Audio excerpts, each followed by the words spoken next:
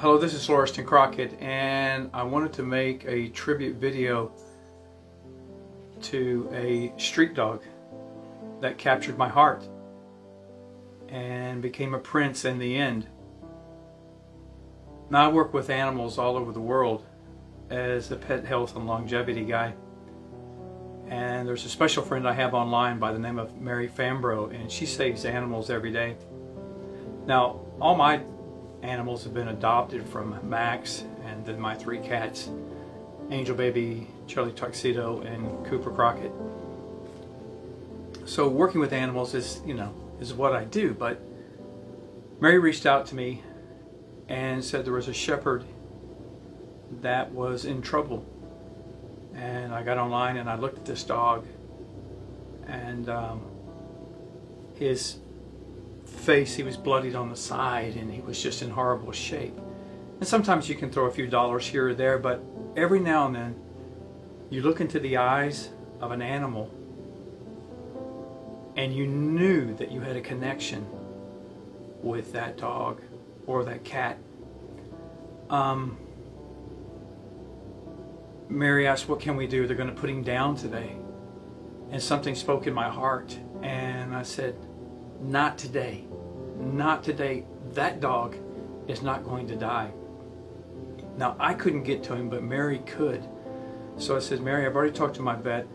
Please go over and pick him up and take him straight to my vet. Now, I've never met this dog before, but I just knew when I looked in his eyes from the pictures that we had a connection, and it was really important to me. So Mary went and picked him up, and she took him to one of our vets, and they called me and said he was in sad shape, but I could come pick him up. Now remember, I haven't ever met Arthur before, and I said, great, and I'll be up there. So Tom Lima, who's one of our managing directors of the Gear for Life, actually went with me, and we went to pick him up. Now, he was named Cain at the end, in the very beginning, but he wasn't a Cain.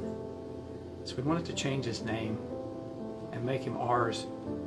When I picked him up, he was in horrible condition still. He was very weak, but we took him outside, and I walked with him, and I held him close and did a little nose snuggle with him, and he looked me in the eyes, and he knew he was safe, and he loved getting in that Ram pickup truck I had. He finally got to ride in a truck, and we brought him to my home, and I had a special room, a sick room set up for him, because we still needed to make sure that we kept Max and everyone else safe.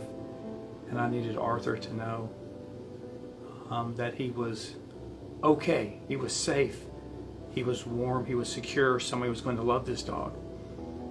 He got the name Arthur because when I spoke to my son Lauriston IV, I said, son, we've got a new dog, and we've got to give him a new name, something that he can belong, something he can own. And Lauriston said, Arthur, Arthur, Daddy, we're going to call him Arthur. And since I'm Lauriston III, he's Lauriston IV, I said, great, we're going to call him Arthur the First, and that's how Arthur got his name. But if you can see in his videos, here we were back at the vet where I first got him, and we got him home, we brought him to his room, and it was so sad in the beginning because I went and got him a bone, and there was bones in the room, and he immediately wanted to go hide them because I don't think Arthur ever had a true bone all to himself that no one was ever going to take. And he didn't understand that he had a safe room, and he had his own blanket and his own bowls of food and water. So that night, I just spent the night in there with him and laid with him all night long and imprinted him, and we bonded together, and he was just amazing. I think the thing I remember the most about Arthur is that out of all the souls and spirits that I've ever encountered in this world, he was the most gentle. Now remember, he was a street dog. He was kicked and abused. First time I went to pet him on his side, he winced and thought somebody was going to hurt him. But we got past that, and he knew every time I touched him, it was always out of love. It was always being gentle. We got him stronger. He was doing great. We did know that he tested positive for heartworms. So we knew we had to deal with that. But my biggest issue at the time was to get weight on him and let him know that he was going to be okay. So we started feeding him. He was doing wonderful. And he was so funny. I'd be walking through the house and he was so attached to me that he'd have his face rubbed up right against my legs I'm talking, or he'd look right between my legs and look up at me, let me know that he was there if I would stop. He was so funny and so loving and always wanted to be so close. And he and Max immediately bonded together. And so that was wonderful to see. Again, because he was just so gentle and so loving. And he loved the cats. Matter of fact, when he was asleep, the cats would actually go over him and give him a bath. And that was pretty amazing to see also, because he didn't move. He just looked at him as kind as he could be. So we started taking our walks, and Arthur became part of our family. Look at this beautiful boy, and let's watch him have some fun for a change. Yes! That is Arthur running in the backyard. Absolutely love this dog. You guys have a great day. He is the most loving shepherd. He's so calm. He's just an awesome, awesome guy. And of course, my Prince Max here, he's been with me since he was 2 years old. They're both rescues. So always remember to rescue.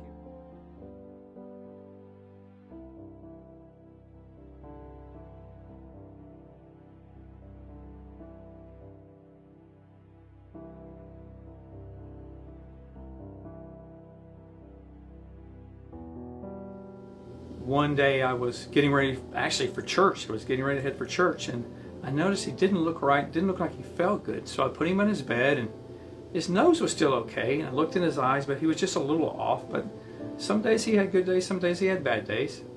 I remember he wasn't taken care of very well growing up. By the time I got back home from church, we had an issue, and he was super hot.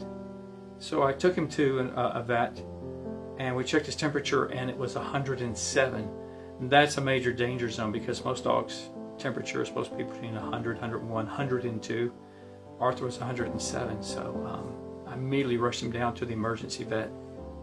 And we had to put him on a cold floor and get him cooled down and get fluids in him and everything. And we actually had to gurney him in. He was so weak. And I couldn't figure out what was going on. Talked to Dr. Danny Cox, the Petsy vet. He and I are very close. We work together with a lot of animals. And so anyway, we got him back. We got him on his feet. But we knew there was another issue. So we knew it was time to go see a specialist, an internist. And in the meantime, you know, Arthur would eat some days really good for me, and other days he wouldn't eat so well. But, you know, he stayed close to me the whole time. That dog never would leave my side. Long story short, we got him to the specialist, and we did every test there was. We couldn't figure it out. And there was one last test that we could do to figure out if there was anything else. And come to find out, the last test, we found out that Arthur was heartworm positive, but he also had aspergillus, and aspergillus is a fungal disease. And it was not just a fungal disease, it's the rarest of fungal diseases. And it's very, very hard to cure. Most dogs only last 2 years with this. So now we had the issue of aspergillus, heartworms, and so we started the medication. And I still hand fed him and kept him with me. And even though he wasn't feeling good, he always still wanted to go with walks with Max and I every night. And I would take our time, and we'd go for walks. And of course, if anybody, you see the pictures of Arthur, he's got big, big feet. He was so funny to watch, and he was just out there doing his best.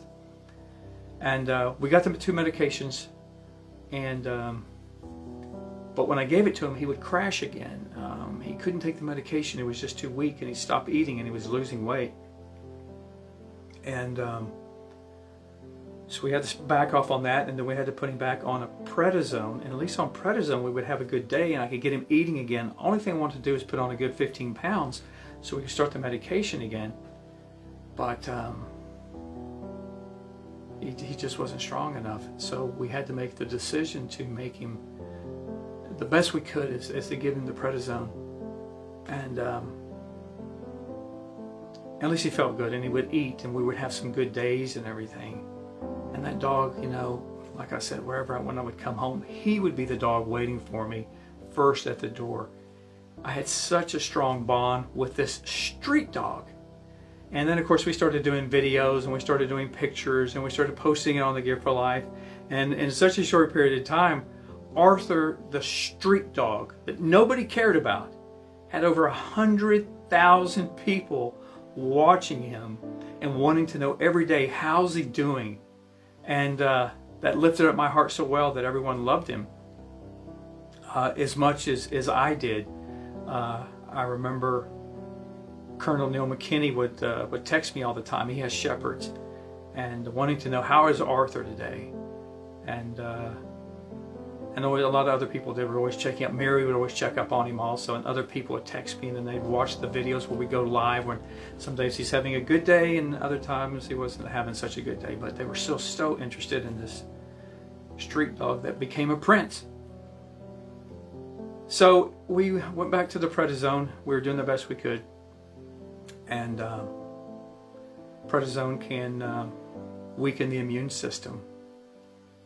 And for a couple of days, Arthur would only eat treats for me. And then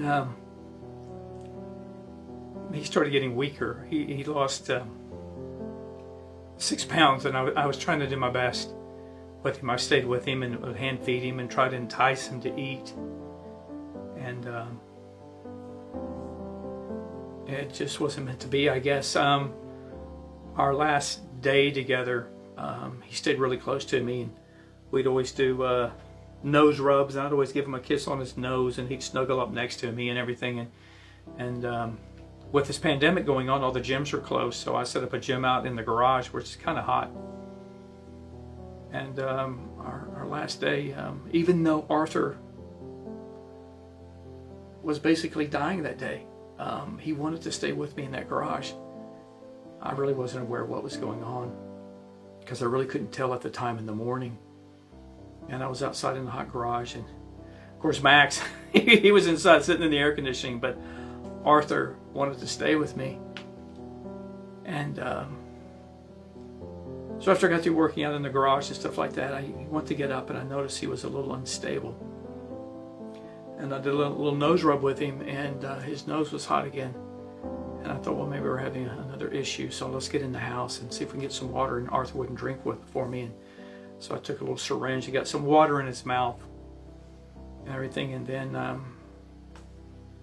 I checked his gums, and his gums were gray, which showed me that we really had some issues going on, that he could be turning septic on me.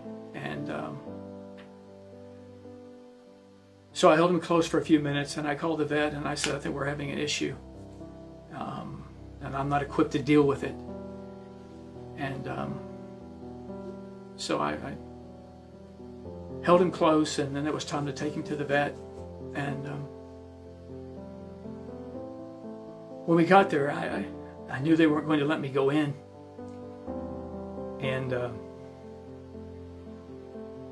so I had some person there, one of the nurses, actually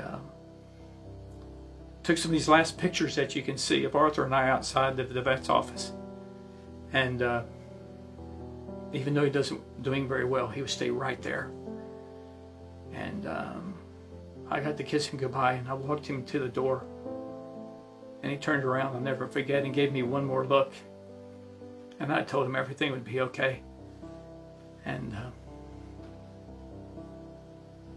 I got in my truck, and I guess it was about 5 minutes later, the vet called me and said that Arthur was totally septic.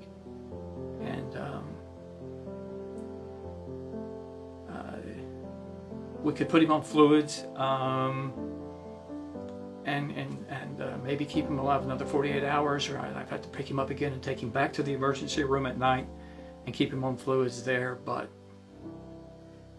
after a while, you have to say goodbye. And I didn't want Arthur to suffer anymore, because I loved him so much, and he gave me so much love back that I don't even have the words to describe what joy he brought into my home, how he and Max bonded, how he and the cats bonded, and just how special he was, and how he just became a prince with so many people following him. I know I made the right decision because the vet told me that they laid down on the floor with him and they gave him his first shot that was just going to sedate him just a little bit. And even with that, then Arthur passed from that. I miss him. He was very special. And so I wanted to make this tribute video to him. I have Arthur's ashes and his footprint that I had made in a very special box with his name on the top, and I'll always keep it close. So there's more Arthurs out there, and all I can say is a tribute to him, his special love that he gave to me, and all the other people that were following him. He was love. He just wasn't taken care of. And there's so many other animals out there that need us. There's other Arthurs out there that you can still give a life to. They can still come in and brighten up your home and change your life. And so all I can say is this is my tribute, my love to Arthur the First. What an amazing German Shepherd. He was just amazing. We'll never forget him. But because of Arthur, all I can ask you today is if you would go out and please remember to adopt and bring your Arthur home. So that's the story that I have to tell you. And that's the love that I have in my heart. And just like me, I hope you never forget Arthur the First. Thank you. Remember to adopt today.